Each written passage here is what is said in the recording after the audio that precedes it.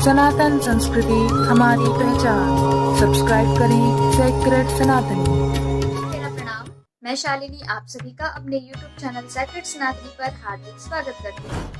गीता के छठे अध्याय में भगवान श्री कृष्ण अर्जुन को आत्मसंयम योग के बारे में बताते हैं और कहते हैं कि योग की विधि के लिए मनुष्य को मृगशाला का आसन बिठाकर एक पवित्र स्थान पर ना तो ज्यादा ऊपर और ना ही ज्यादा नीचे मन को एकाग्र करके योग करना चाहिए। तभी उस मनुष्य को परमात्मा की प्राप्ति होती है। भगवान श्री कृष्ण अब अर्जुन से आगे कुछ इस प्रकार कहते हैं, नात्यश्नतस्तु योगोस्ति न चैकान्तं मनश्नतः न चाति स्वप्नशीलस्य जाग्रतो नैव चार्जुन। अर्थात हे अर्जुन, योग में स्थित मनुष्य को ना तो अधिक भोजन करना चाहिए और ना ही कम भोजन करना चाहिए, ना तो उसे अधिक सोना चाहिए और ना ही सदा जागते रहना चाहिए। भगवान श्री कृष्ण अर्जुन से कहते हैं कि योग में स्थित मनुष्य को सदैव सभी कार्य एक सीमा में ही करने चाहिए, ना तो उसे अधिक भोजन करना चाहिए और ना ही कम भोजन करना चाहिए। और आप लोगों ने यह तो सुना ही होगा कि मनुष्य को अपनी निद्रा को बकुल के समान रखना चाहिए।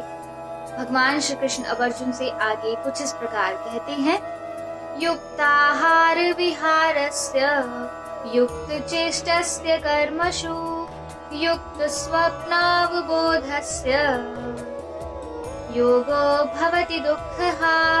अर्थात नियमित भोजन करने वाला, नियमित चलने वाला, नियमित जीवन निर्वाह के लिए कार्य करने वाला और नियमित सोने वाला योग में स्थित मनुष्य सभी प्रकार से सांसारिक कष्टों से मुक्त हो जाता है।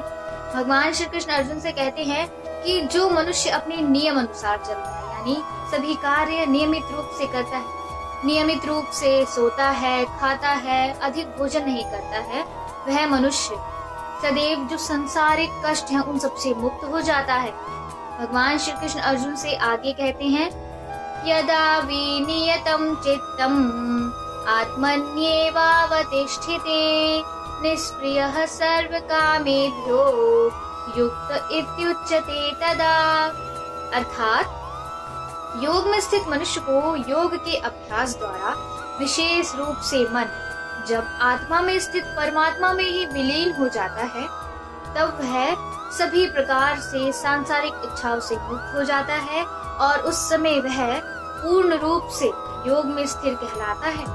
भगवान श्री कृष्ण अर्जुन को बहुत ही महत्वपूर्ण बात बताते हैं तथा अब आगे अपनी बात रखते हुए कुछ इस प्रकार कहते हैं, यथा दीपो निवातस्थो निंगते सोपमा स्मृता योगिनो यत् चित्तस्य युञ्जतो योगमात्मनः। अर्थात भगवान श्री कृष्ण अर्जुन को उदाहरण देते हुए कहते हैं कि उदाहरण के लिए तुम यह मान लो, जिस प्रकार से बिना हवा वाले स्थान में दीपक की लौ बिना इधर उधर हुए स्थिर रहती है, उसी प्रकार से योग में स्थित मनुष्य का मन निरंतर आत्मा में स्थित परमात्मा में स्थिर रहता है। भगवान श्री कृष्ण अर्जुन को उदाहरण देते हुए समझाते हैं कि जिस प्रकार से एक दीपक की लौ एक बंद कमरे में, अर्थात ऐसा कमरा जहाँ पर कोई भी हवा ना हो, वहाँ पर उसकी लौ बिना इधर उधर हुए यानी बिना हिलते डुलते एक ही अवस्था में स्थिर रहती है, उसी प्रकार से यह मनुष्य का मन होता है। मनुष्य का मन भी निरंतर आत्मा में स्थित होता, यानी निरंतर आत्मा में स्थित होकर परमात्मा में स्थिर रहता है। भगवान श्री कृष्ण अब अर्जुन से आगे कहते हैं, यत्रो परमते चित्तम निरुद्धं योग सेवया यत् चैवात्मनात्मानं पश्यन्नात्मनि तुष्यति।